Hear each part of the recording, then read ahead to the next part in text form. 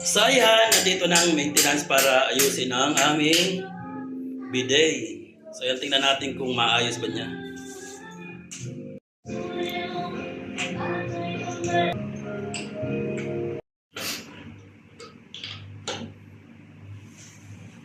So ayan, natanggal na. At titignan natin kung papalitan natin yung bago.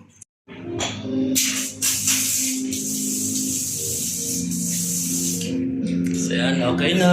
So ready to use. So ayan, eto naman ang susunod yung exhaust fan na ayusin niya. So nakabili na ako kaninang umaga. So ngayon, i-ano niya na, i-assemble niya na. Oh. So ayan, natanggal niya na. So, eto na yung bagong exhaust fan.